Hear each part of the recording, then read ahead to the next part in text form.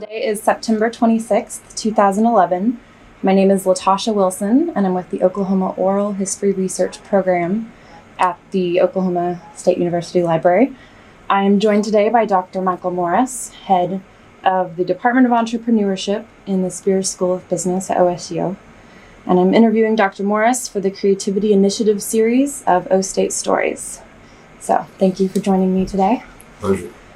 We're going to be talking mostly about creativity, innovation, and entrepreneurship.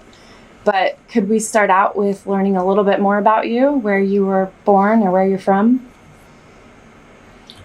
I was born in Germany on a U.S. Air Force base and grew up in a military family. Did you go to school in Germany for very long? Or? No. Did you go to a large high school in the United States? Fairly large in Ohio. I think there were about 600 kids in the graduating class. And after high school, what did you do? I was in the military myself. Got my undergraduate degree in economics. I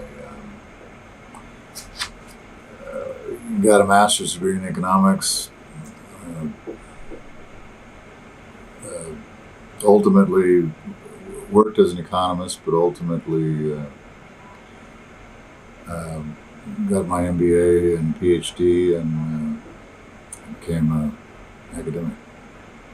Has creativity always been an important part of your life, or have you recognized that?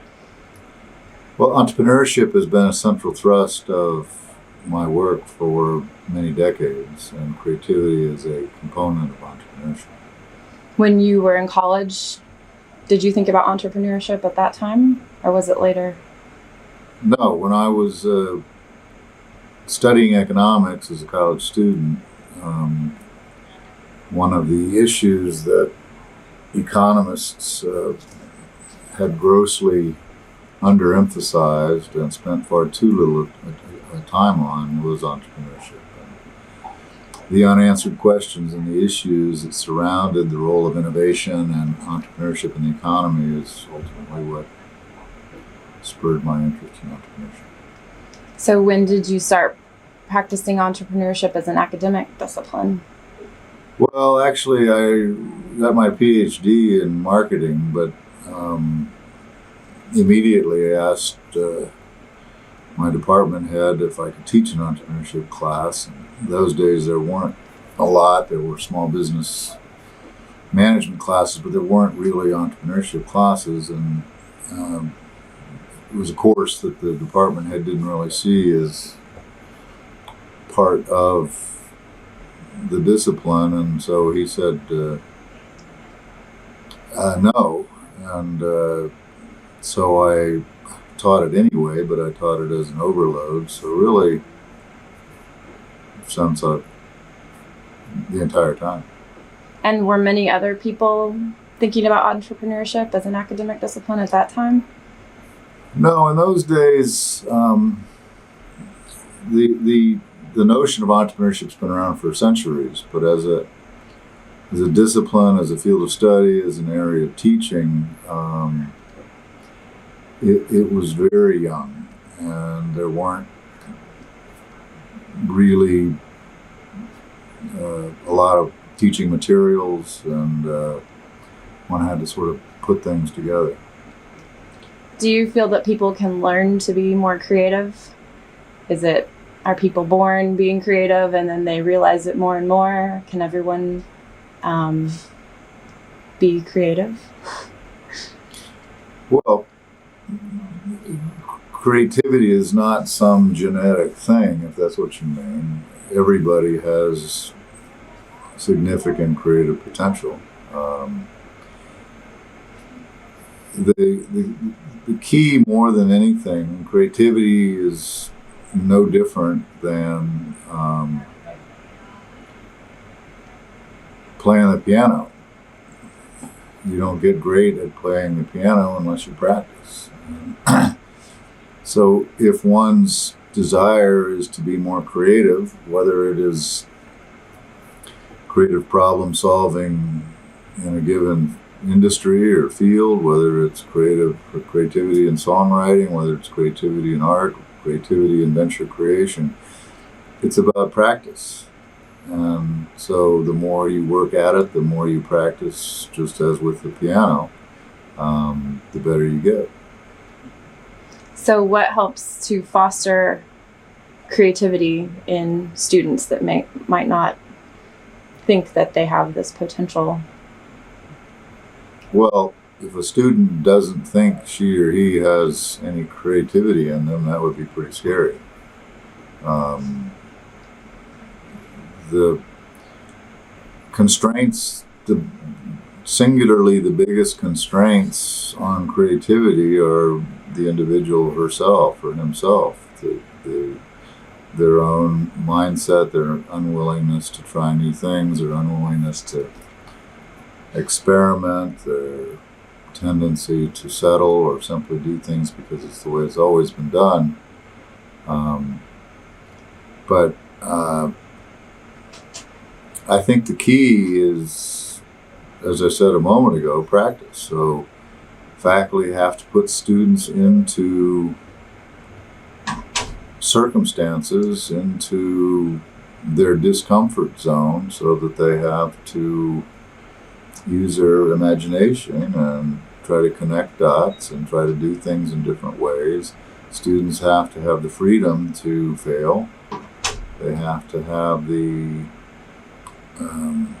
freedom to experiment and do things differently and try new approaches. And if we don't do that in the classroom, and if we don't do that through experiential learning opportunities that we afford our students, then it's not going to happen. What drew you to OSU to come and help create the School of Entrepreneurship or Department of Entrepreneurship? No, it is the School of Entrepreneurship. Okay.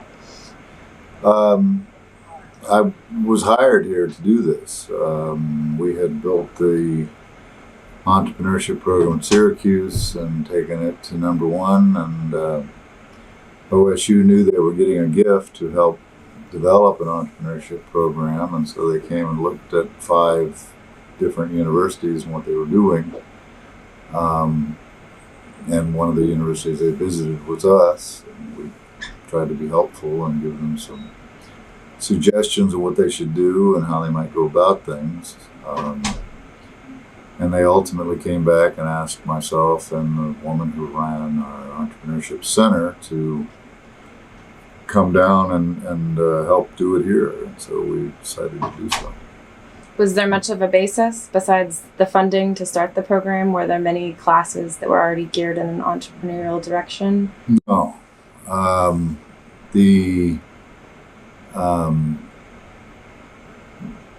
Oklahoma State's interesting in that regard. The first entrepreneurship course was taught here in the late 1970s, but interest, not so much among the students. The interest amongst the students has always been there, but interest amongst the faculty and whoever happened to be in administrative positions at a given point in time was not consistent, and in some instances waned, in some instances there was no interest. And so there was a bit more attention in the mid '80s, and again in the latter part of the '90s. But historically, it's been one or two, a handful of courses. The management department eventually offered not a minor and not a major, but like a concentration within management on entrepreneurship, and that attracted some students. But there was no real champion and no real curricular model or larger program model. It was really a smattering of courses. So did you design many of these courses? Well, today we have 36 courses, so almost all of that is new. And that doesn't include, there's another 10 online courses separate from the 36 live courses we teach. And so I and other faculty that we've hired have been involved in developing that curriculum. Are most of the faculty that teach in the School of Entrepreneurship hired just for the School of Entrepreneurship, or were there any that were here that are now teaching entrepreneurship classes? There was a faculty member in management who was teaching entrepreneurship, and we moved him over from the management department to the School of Entrepreneurship. There's a clinical faculty member that we upgraded.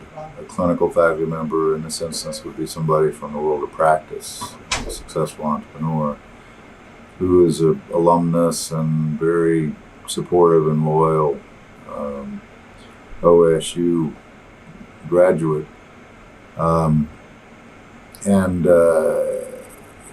So we upgraded his position and brought more structure to it.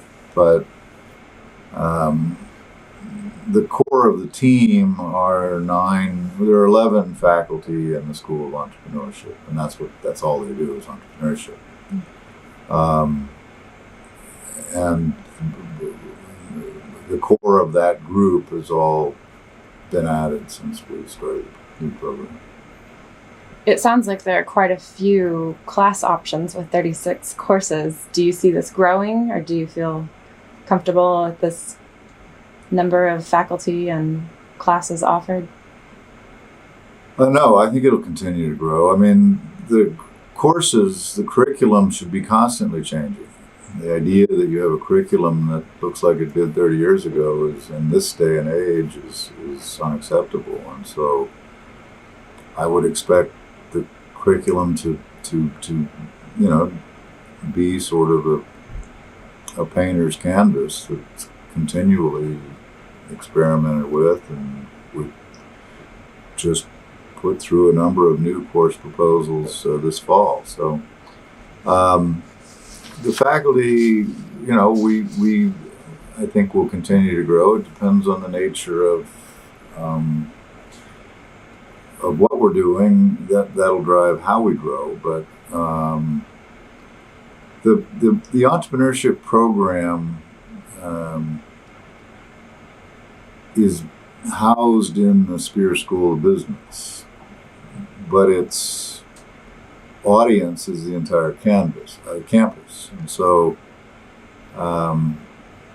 much of the newest things that we're doing are connecting entrepreneurship to disciplines across the campus. What we call the new Interdisciplinary Entrepreneurship Academy that Dr. Ruben Pillay heads is, I think we have 18 initiatives now. So entrepreneurship and art, entrepreneurship and vet med, entrepreneurship and architecture, engineering, geology, and so forth. But and there are a number of other things that we're doing to make those connections happen. But the issue is not simply trying to attract students to a curriculum. The issue is how to take the curriculum and adapt it to majors and students across the campus. So for instance, the Entrepreneurship and the Arts course is a dedicated course that we teach for theater, music, and art students. But in other instances, and we're just finalizing an entrepreneurship for architects course, but in other instances, we have modules, sort of component parts that can be dropped into an existing course in electrical engineering or whatever. Would that lead to a minor in entrepreneurship along with their major? That's a whole different discussion. That's really not the purpose. We offer a minor for non-business majors, a minor in entrepreneurship, and we offer a minor for business majors in entrepreneurship. We offer a major in entrepreneurship. We have a master's of science in entrepreneurship, an MBA concentration in entrepreneurship, and a PhD program. For undergraduate students, the curriculum that we are developing and the modules that are connected to other disciplines is to serve the students in those disciplines.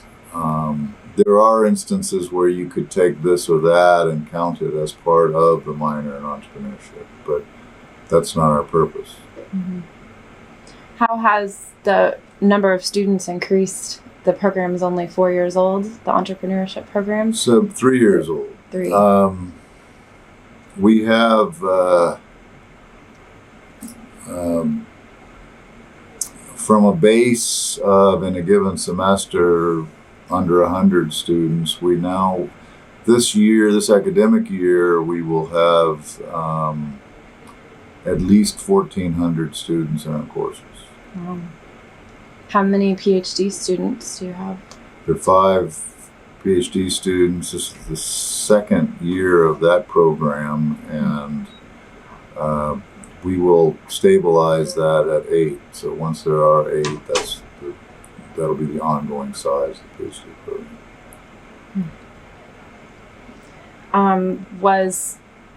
I know you've have experience with this in the past, but was starting the School of Entrepreneurship quite a challenge, or was it smoother than you expected?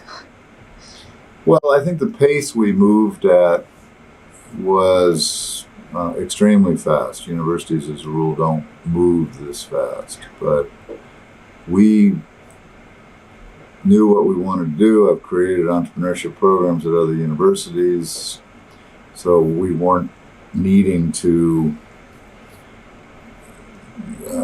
figure it out, or try this and then figure out we needed to do that. We had a very clear sense of what we wanted to do.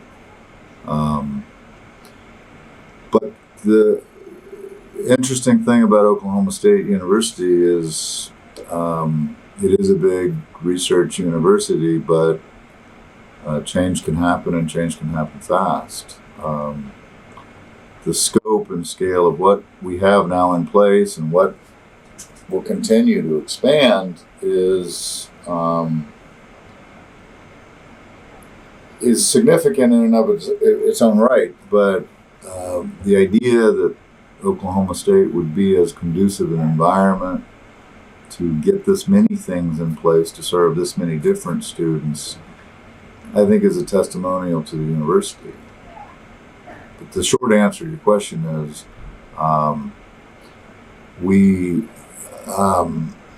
had one of the most exciting and ambitious entrepreneurship programs in the country when I was at Syracuse, and that took 7 years to build. And we're further along than we were at the peak of that program.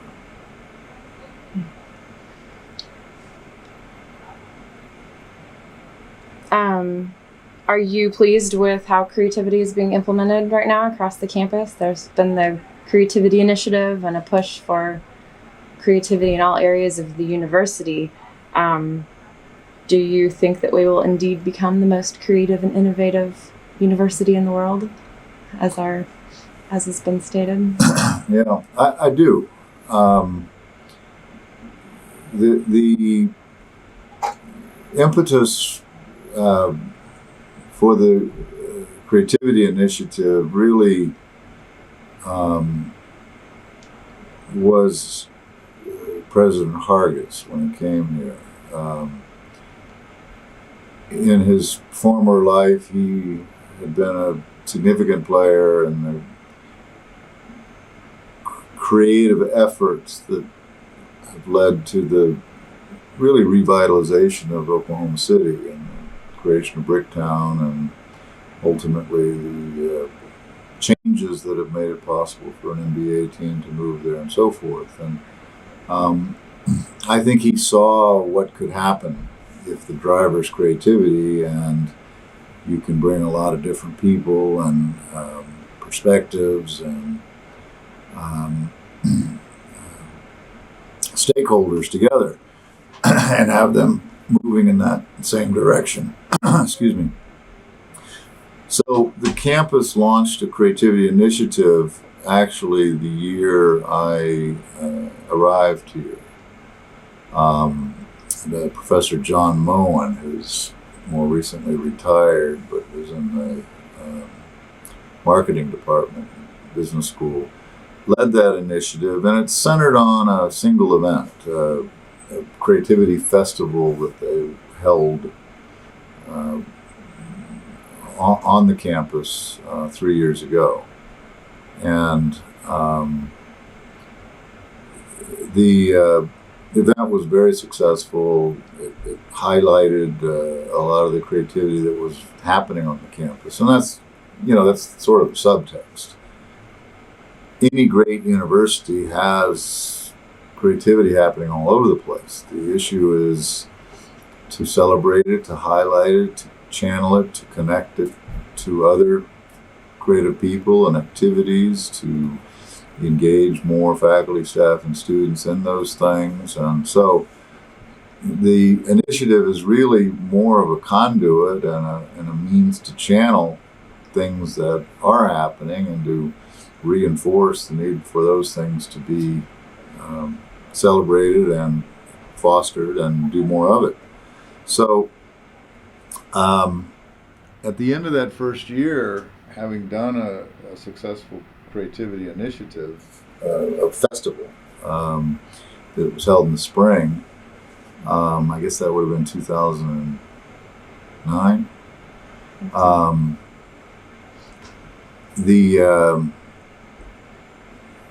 There was a steering committee that consisted of faculty and staff from across the campus under Professor Moen.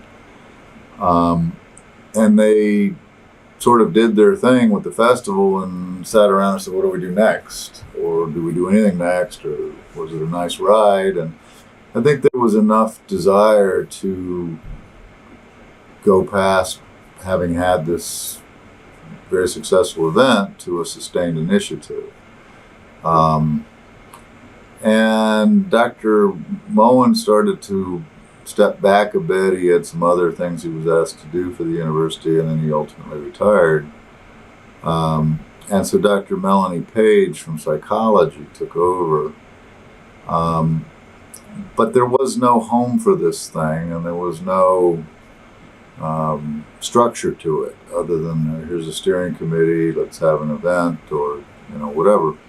So the School of Entrepreneurship was being formalized, and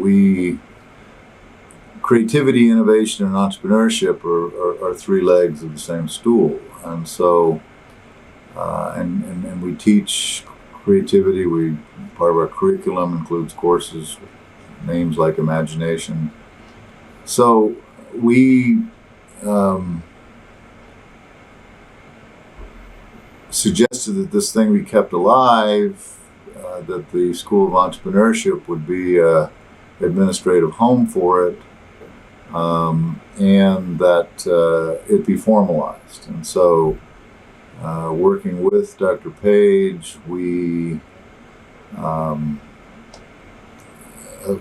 took the idea of creativity initiative and transformed it into the Creativity and Innovation Institute.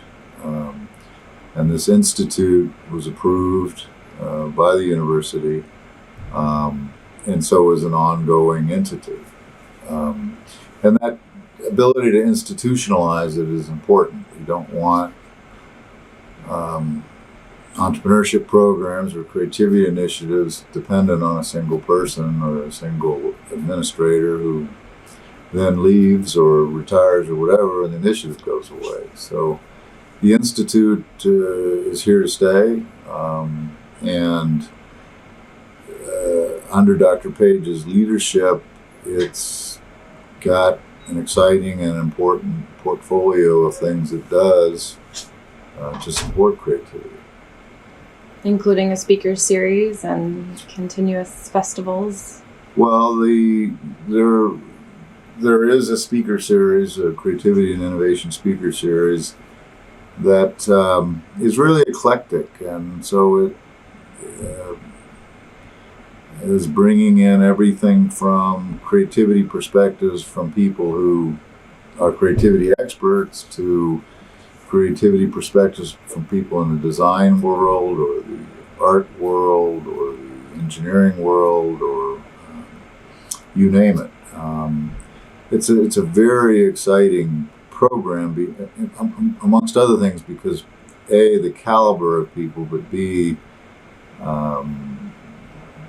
the cross-disciplinary, interdisciplinary diversity of backgrounds in terms of kind of people that are targeted. The speaker series is one piece, but the Creativity Institute has launched a minor in creativity open to all students on the campus that includes creativity courses from the School of Entrepreneurship, but also from education and other disciplines. And it'll continue to add new courses that might bring a creativity perspective from engineering or agriculture, wherever. So there's a new minor. In addition, perhaps the most important thing the Creativity Institute does is the Creativity Portal. This is a web-based resource that not only has a lot of interesting creativity resources on the website, but it's meant to be a portal for any employee, any student, administrator, staff. So if you're a groundskeeper and have a better idea of how grass should be cut or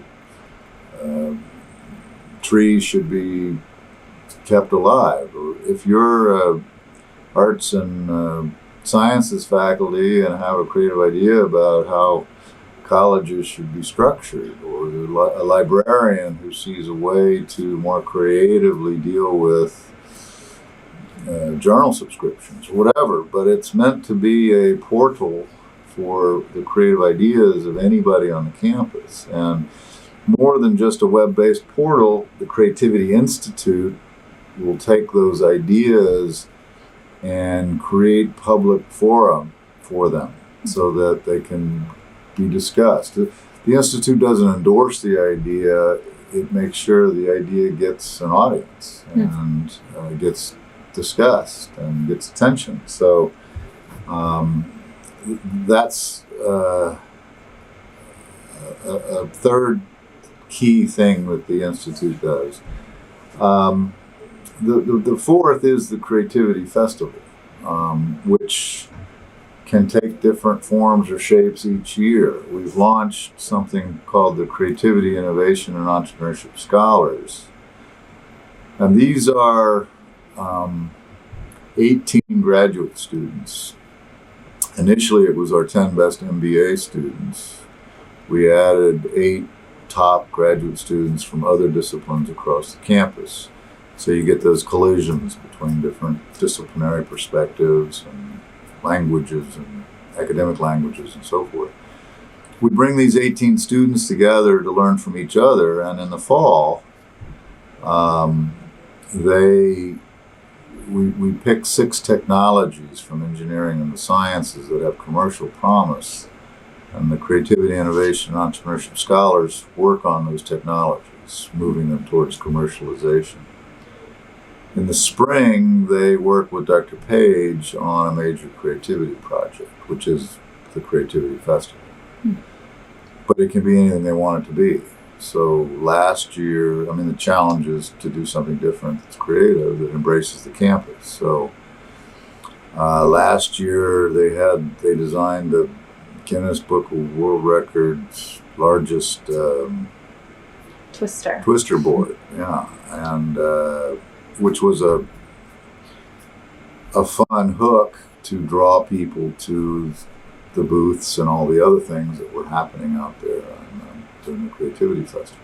So those scholars play a role in planning the festival? Yeah, they play a big role. And then the technologies you were saying that they try to implement, where did those come from initially? Are those just ideas? The laboratories of the scientists on the campus. So if you have faculty member over in chemistry or one of the engineering disciplines or wherever, it doesn't matter where they come from. We have one we're working with right now that's from agricultural biosystems. But if you have a faculty member who's invented something and as part of their research, and that something has commercial promise, could become a venture. Commercial promise could also mean it could be licensed to a company or somebody, and the university would capture royalties from that. But we especially like when faculty invented technologies can become businesses. And so the students help move them down that path. And I've read in the master's program, one of the goals, the student comes out with a entrepreneurial initiative that they implement. They write a business plan. Well, that's a different thing. What we have been talking about is the Creativity Institute and the CIE Scholars and the technology commercialization. We do have a master's degree in entrepreneurship. Only 6 schools in the country have a master's in entrepreneurship. And it's just exploded in growth. One of the unique requirements of our master's in entrepreneurship is a student has to start a business. It could be a nonprofit or for-profit, but they have to start a venture as a condition of graduation. And while they're in the program, we have an incubator over in Hanner Hall. An incubator is a place where people are starting very early stage businesses that aren't quite ready to stand out on their own, and so they're incubated. So you provide them office space and conference room space and computers and so forth. So all of the master students are over in Hanner as we speak, working on their businesses. And are there faculty or staff over there with them, or just the people that advise them? Well, there's a whole intervention model that we use. So they have to set weekly and monthly goals. We do have a faculty member who is the coordinator of the incubator, and we have a mentoring program where they're mentored actually by a number of people, outside entrepreneurs, often entrepreneurs in the industry or general field that they're starting a business in. But there's a whole structure and a whole program. They're not just stuck in an incubator until they do it. Did the faculty in the entrepreneurship program help match these students with people in the field? Or the mentoring program is run by the School of Entrepreneurship. So we have a pool of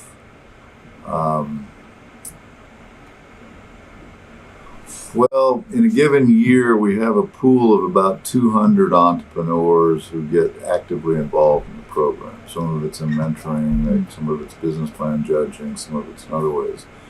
We also have the Cowboy Entrepreneurs Network, which is a group of over 2,000 entrepreneurs who are alumni of OSU.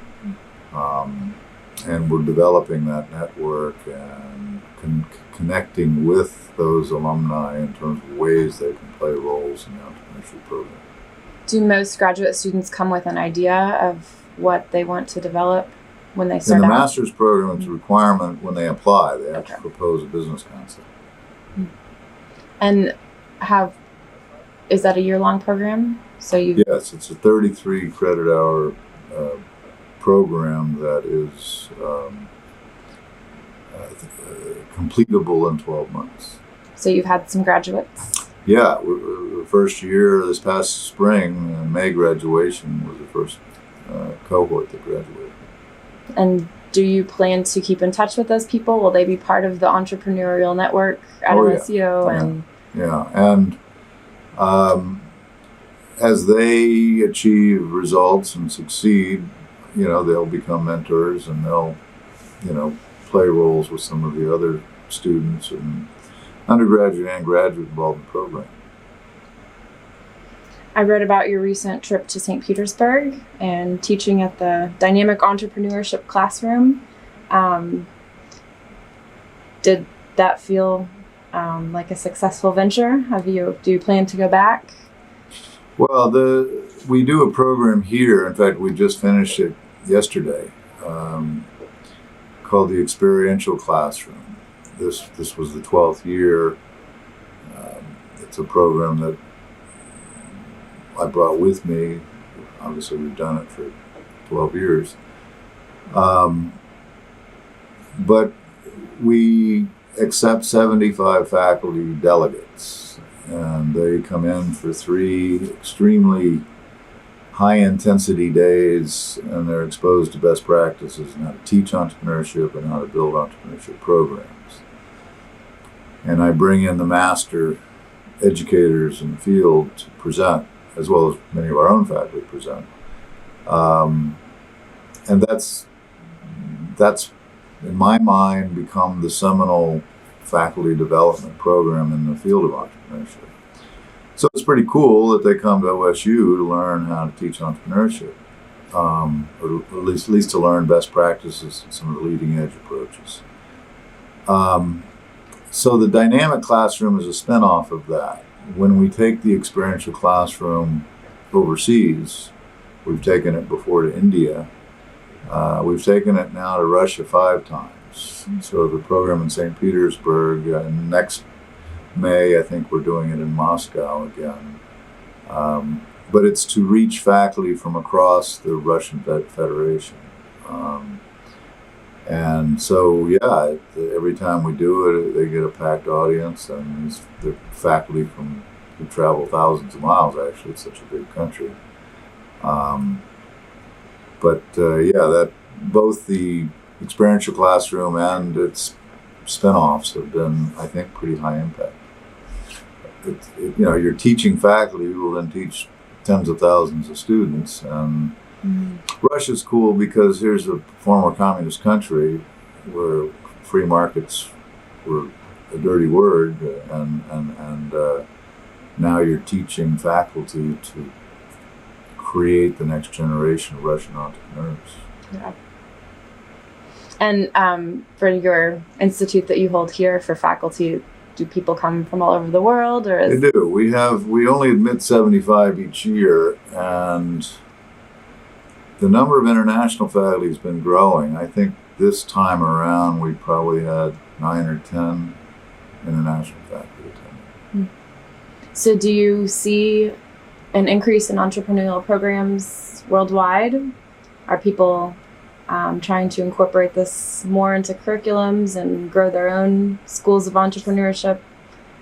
Yeah, there aren't a lot of schools that have as comprehensive a program as Oklahoma State, but this is one of the fastest growth areas in academia. So on some campuses, it's not just growing faster than the business school, it's growing faster than most other elements of the whole campus. And so 30 years ago, there were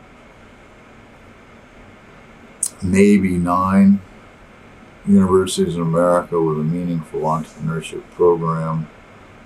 Today, there are over 3,000 institutions that have some kind of substantive entrepreneurship effort. And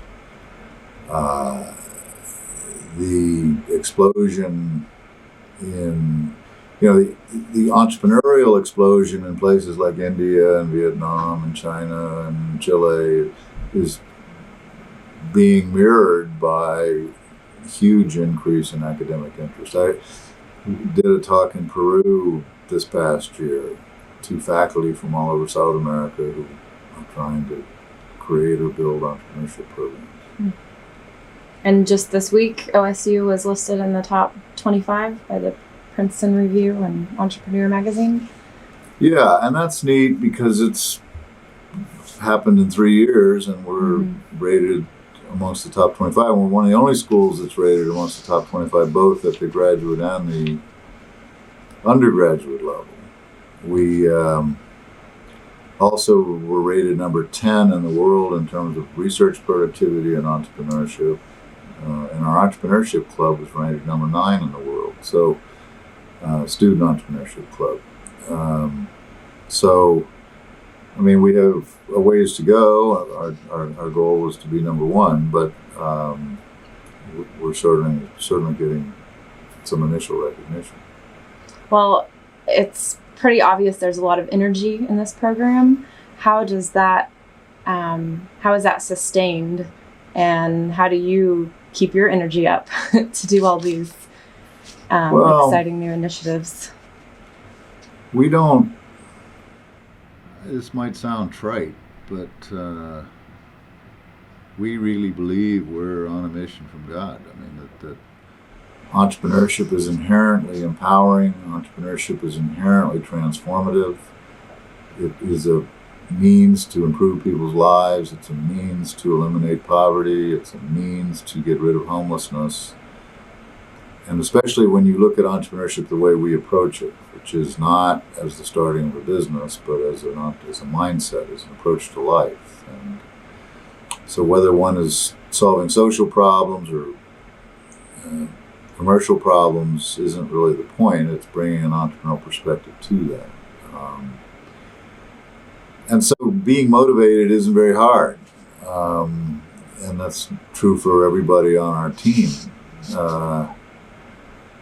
You have to understand that to the faculty and the staff and the administrative people in the entrepreneurship program, we have the best job on the planet. Our job is to encourage people to dream, to have big dreams, and to give them the tools to act on those dreams. That's easy to get up for in the morning. And it's not just, we see the campus and the empowering and transformative potential of entrepreneurship across the campus, but our focus is more than that. One of the unique things about our approach is that we have the only school of entrepreneurship at a major research university in America. And so that always surprises people. But we also have the Riata Entrepreneurship Center, which is across the lobby and here in the Spears School. And the center deals with the outreach part of what we do. So, and we define outreach at 4 levels: on the campus, in the state of Oklahoma, across the country, and internationally. And all of the faculty and everybody in the School of Entrepreneurship is involved in the outreach programs of the center. So on the campus, for instance, the center runs the annual Riata Business Plan competition with $40,000 in prizes. It runs a student mentoring program. It coordinates the incubators. There's 2 incubators, one for graduate students, one for undergraduate. The center is also involved in community outreach. So we do a huge program for women entrepreneurs in Oklahoma City every spring. We do a program for disabled veterans who come from all over the country for exposure on how to start a venture, and they don't pay a dime. So we cover their flights, their hotel, their food, everything they do. We have what we call the cowboy boot camps for entrepreneurs. We start one in Tulsa in 2 weeks. So we're in the midst of one out in Enid. These are taking the resources of the university and investing them back in the state of Oklahoma. So people who want to start a venture come to these boot camps for 6 Saturdays, and we've had a lot of success with those. We do a program in South Africa where we take 25 students into the black townships, and they work with historically disadvantaged entrepreneurs for 6 weeks. So there's a huge emphasis on community outreach and community engagement. So the issue is, how do you turn Oklahoma into an even more entrepreneurial state? How do you create thousands of new ventures in the state? And that's part of our responsibility. And it's consistent with the land grant mission of Oklahoma State University. So it's not just a nice thing to do, it's our duty, it's our mission. So that's an important part of the thing as well. It's not just the academics. It's and a lot of those outreach programs, in fact, are managed by or heavily involve students in creating and running them. So the students get tremendous experience from running the Women Entrepreneurs Inspire event. And so that's, if you think about it, there's sort of three legs to the stool. One is the classroom, the curriculum, all the research that our faculty is doing and publishing, the books. One is the community engagement, and the third leg is experiential learning. And we think we're a world leader in unique approaches to how students learn by doing. And so our students create portfolios of experiences that could include working with a township entrepreneur in South Africa and producing a consulting report, or what we call marketing inventions, entrepreneurial audits, business plans. There's a whole mix of these experiential learning. And many of the experiential learning opportunities come from the community engagement projects that we do. So when we do cowboy boot camps, our master's students are there at the end of each teaching session, providing free consulting support to these people from Oklahoma who want to start businesses. How many people do you accept at boot camps? The boot camp in Tulsa we do each fall, we take about 55 people. We do a more rural focused, smaller town focused one over in Enid, and I think this time around we have about 42 or 43 people in that boot camp. So hundreds of people, citizens of Oklahoma, are being affected through that and inspired. We hope so. And yeah, we hope so. I saw the coverage on News Channel 6, I think, recently. With Nola. Yeah, that's the center director, Nola Musaki. Okay. That's neat. She looks a lot better on. She has much more telegenic capabilities than the rest of us. With the entrepreneurship and empowerment program in South Africa, how successful has that been? I read that your students help people solve their problems in their own startups.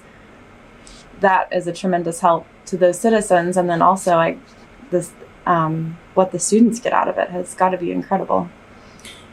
Yeah, well, it is. I mean, you have to understand that these are the poorest of the poor, and so the shacks and the townships are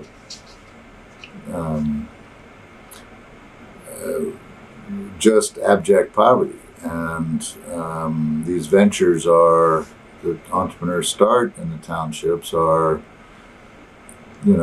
survival types of ventures. And yet we pick ones that we think we can make a difference with, and we work with 16 of them each year. It's an extremely high intensity and so, well, I should say stressful. We put a lot of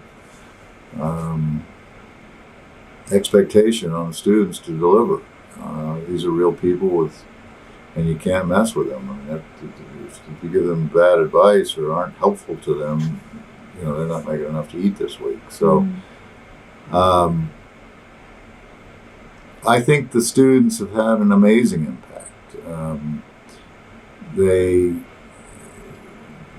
expectation is each student works in a team, and they also, we let some African students enroll, and obviously we don't charge them. So they get to work shoulder to shoulder with African students, and each student's in a team that works with 2 clients, and they have to produce 4 tangible deliverables.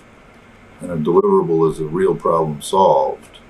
So if the guy had no books, they have to create an accounting system and teach the entrepreneur how to use it. So it has to create it in a way that he could use it. If they have no marketing, they have to create the marketing. So it's very real. We've got many success stories in terms of the entrepreneurs. Actually, we have one company, the first one ever is one of our entrepreneurs from a number of years ago that we we rarely work with somebody multiple times. This guy is up to 19 locations. It's just a stunning success story. So we've invited him to OSU, and he'll be in classes the first week in November this year. But the impact on the students is also transformative. I mean, many students, no matter how, the interviews to go over there are pretty intense too. I mean, we don't want students who get over there and, can't cut it. And so we're very candid, we're very forthright, and no matter how candid or forthright you are, until they get there, they just don't really get what's expected. And yet they always exceed the bar. There's never been a team that has not. And so they come to see, that they can do things that they never thought they could do. They can do a lot more things than they ever thought they could do. That they can do things that actually are pragmatic and practical and help somebody where they live, and that they can make a little difference in the world. They come back different people.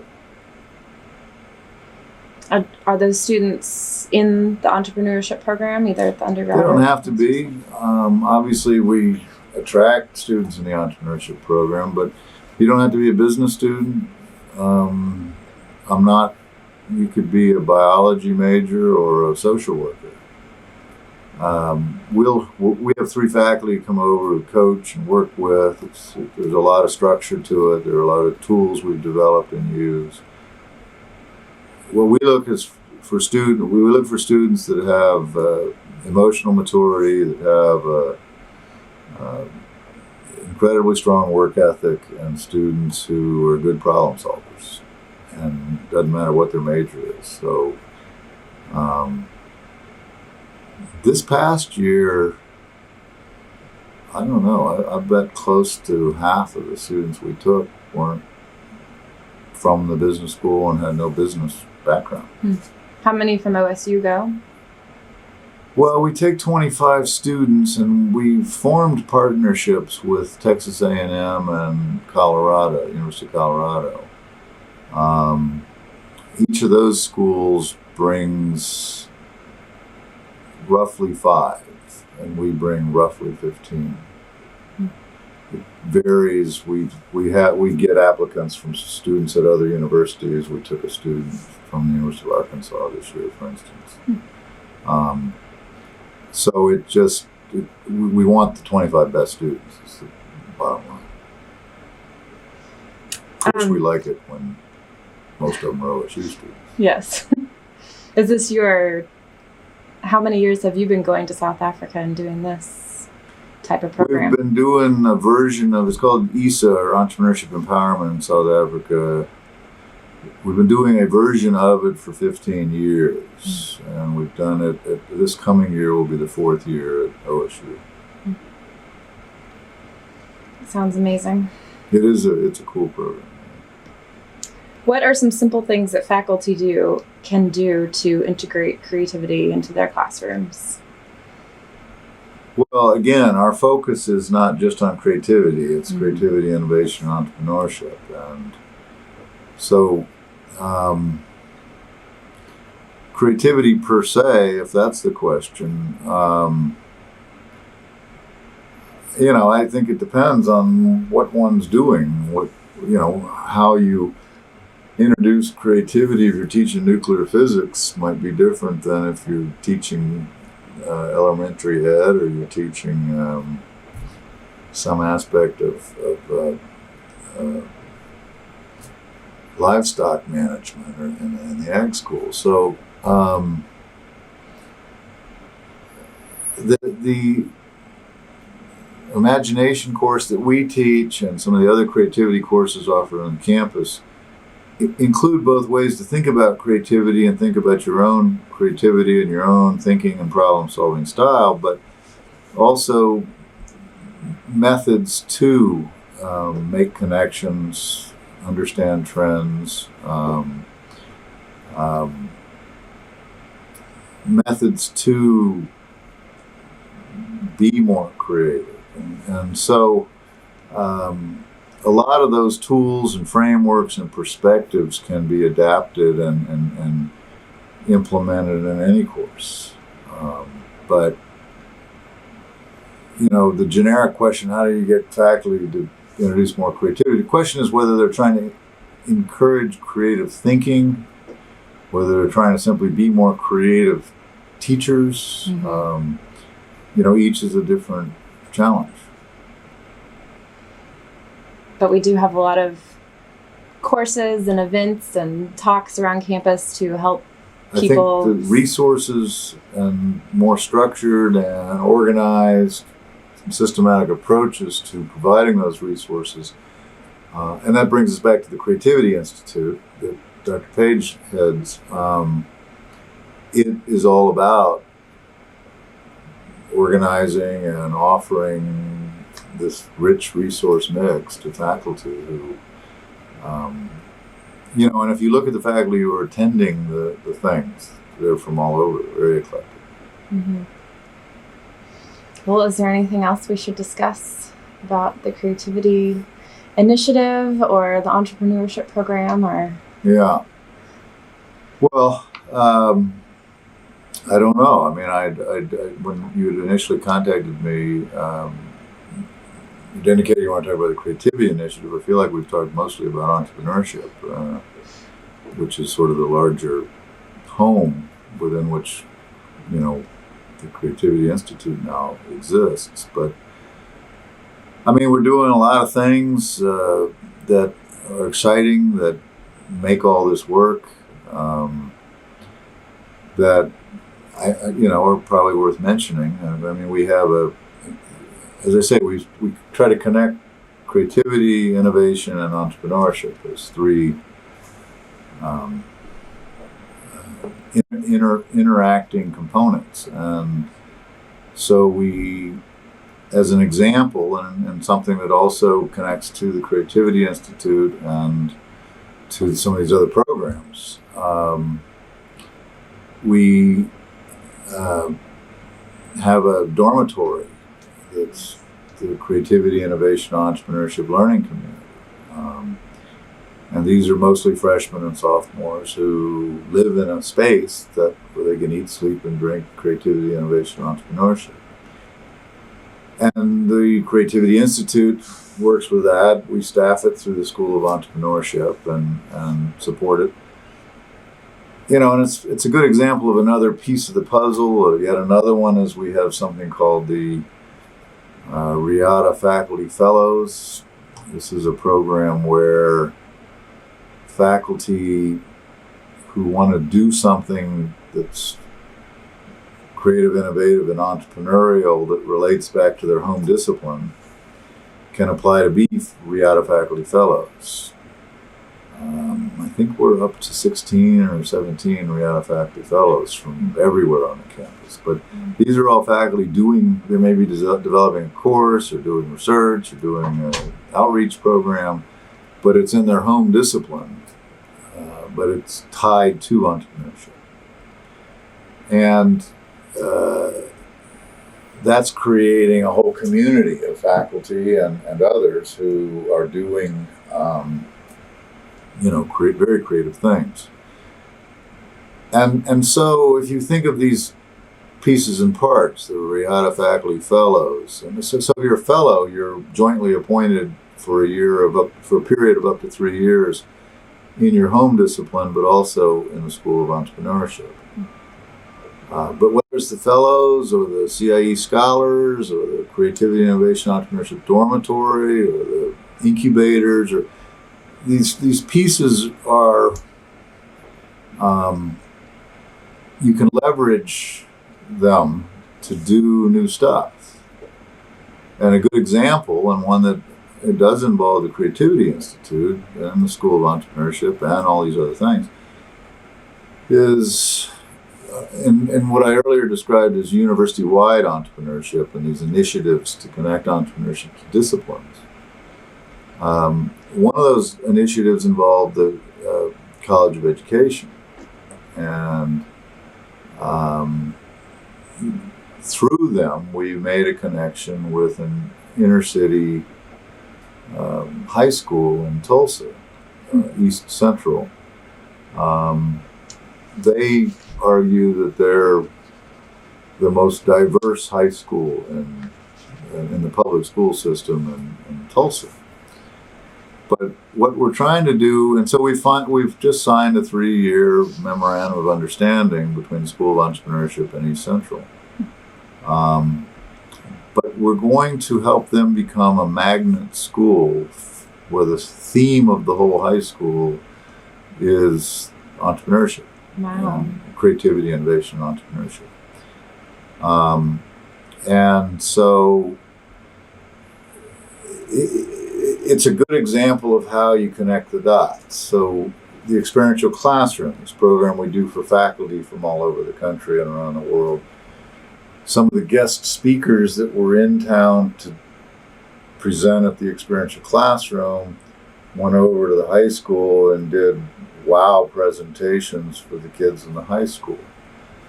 Melanie and the Creativity Institute is working with a faculty member and two faculty members in the School of Entrepreneurship on a peer-to-peer mentoring program where our students, including the students in the Creativity, Innovation, Entrepreneurship dormitory, mentor these kids in high school. They have a very poor graduation rate, they have a very low college attendance rate, and the goal is to change all that. All of the faculty in the School of Entrepreneurship, sometime over the next 9 months, will go up and teach class to students in the part of this magnet initiative. So, and there's more to it than that, but I'm working with them on curriculum design in the high school related to creativity, innovation, entrepreneurship.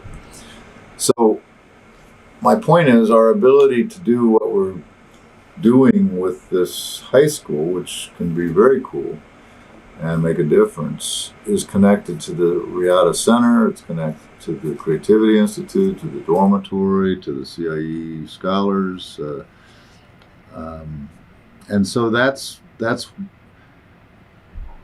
why I think the future, you know, if this is where we are after 3 years, it's very exciting. I think where we'll be 3 years hence, because the ability to do more innovative things, more high impact things as we have these pieces and parts and can leverage them and pull together to try this or try that is really what it's all about. Yeah, it sounds tremendously exciting for our state, for our school, and for everyone that it affects, which sounds like a whole lot of people. So thank you for your efforts in growing this program. And well, it's not me. I mean, we've been lucky in putting together an amazing team. Sounds like it. Thank you very much. Certainly. Thank you.